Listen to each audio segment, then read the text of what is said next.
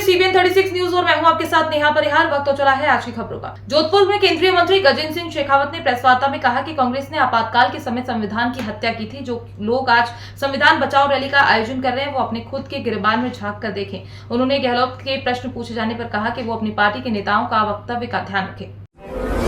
उनके नेता अनर्गल बयानबाजी कर रहे हैं। महाराष्ट्र में राजस्थानी और हिंदी भाषी लोगों पर हो रहे अत्याचार के संबंध में कहा कि ये कांग्रेस के गठबंधन की पार्टी लोगों का एक काम है और वहां की सरकार शीघ्र सख्ती से निपटाने का काम कर रही है। ये मुद्दा पिछले 30 वर्षों से वहां पर चल रहा है, लेकिन अब और एक राष्ट्र, एक भाषा और एक समृद्ध भारत का सपना मोदी जी के नेतृत्व में साकार हो रहा है। का गला घोटते हुए देश में 26 जून 1975 को आपातकाल लागू कर दिया गया।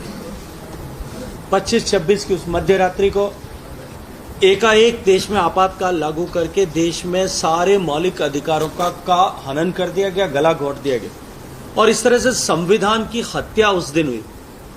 जिस संविधान को हमने लाखों बलिदानों के बाद में हासिल किया था, अंगीकार किया था, वो संविधान उस दिन अपनी व्यक्तिगत आकांक्षा और सत्ता लोलुपता की भेंट चढ़ा दिया गया। हजारों लोगों को गिरफ्तार किया गया और उसके बाद में प्रेस के सारे आज अभिव्यक्ति की आजादी की बात करने वाले, प्रेस के गला घोटने की बात करने वालों की सरकार ने सारे प्रिंट मीडिया के, उस समय इलेक्ट्रॉनिक मीडिया नहीं था, लेकिन प्रिंट मीडिया के इलेक्ट्रिसिटी कनेक्शन काट दिए गए। प्रेस में लिखना, सरकार के खिलाफ लिखना और देश की हकीकत को बयान करने को लेकर के चल रहा है। राजस्थानियों के साथ, विशेषकर हिंदी भाषी लोगों के साथ मारपीट का जो मुद्दा है बड़ा ज्वलंत मुद्दा है। देखिए, निश्चित रूप से दुर्भाग्यपूर्ण है। वहां की सरकार पूरी संवेदनशीलता के साथ में इस पर लगी है। इस तरह की विभाजनकारी ताकतें, फिर मैं ये कहूंगा, ये उसी इंडी गठबंधन की जो है वो सहयोगी पार्टियां हैं।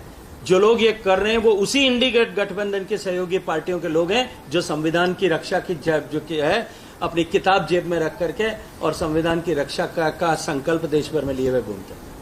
ऐसे में फिर जो राजस्थानी भाषा की जो मान्यता की जो मांग है, 10 साल तो हो गए। क्योंकि मुझे लगता है कि भाषा की मान्यता का और इस विषय का कहीं कोई किसी तरह का संबंध नहीं है, किसी भी तरह का कोई संबंध नहीं है। 10 वर्ष नहीं है, ये संघर्ष पिछले 30 साल से, 35 साल से इस संघर्ष के साथ मैं भी जुड़ा हूं।